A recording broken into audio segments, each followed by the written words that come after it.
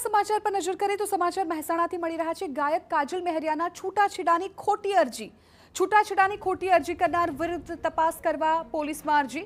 ખોટી સહી અને બોગસ એફિડેવિટ કરી ષડયંત્ર રચાયું હોવાની અરજી। કાજલ મહેરિયા અને તેમના પતિનું લગ્ન જીવન સુખદ હોવાનો અરજીમાં ઉલ્લેખ। લગ્નથી નારાજ તત્વોએ સંમતિથી છૂટાછેડાની ખોટી અરજી કર્યાનો આક્ષેપ। બોગસ અરજી કરનાર સામે પોલીસ મથકે એફઆઈઆર નોંધવા કરી માંગ। લગ્નથી નારાજ તત્વોએ સંમતિથી છૂટાછેડાની ખોટી અરજી કર્યાનો આક્ષેપ।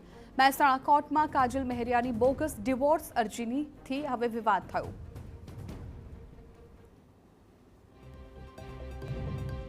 મહેસાણાની કાજલ મહેરિયાના લગ્નના વિવાદ બાદ હવે તેને છૂટાછેડાની અરજીને લઈને વિવાદ સામે આવ્યો છે।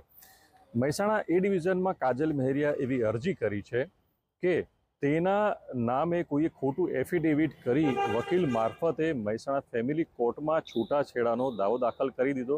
સમગ્ર મામલે કોણે અરજી કરી અને કોના કહેવાથી અરજી કરી તેની તમામ સામે તપાસ અને કાર્યવાહી કરવા એક અરજી કાજલ મહેરિયાએ મહેસાણા એ ડિવિઝન પોલીસ મથકમાં કરી છે। આ સમગ્ર મામલે હવે મહેસાણા એ ડિવિઝન પોલીસ તપાસ શરૂ કરી રહી છે। કાજલ મહેરિયા જે પ્રમાણે અરજી કરી કે તે પ્રમાણે એમાં ઉલ્લેખ કરવામાં આવ્યો છે કે તેને જાણ બહાર કોઈએ ખોટું એફિડેવિટ કર્યું અને વકીલ મારફતે મહેસાણા કોર્ટમાં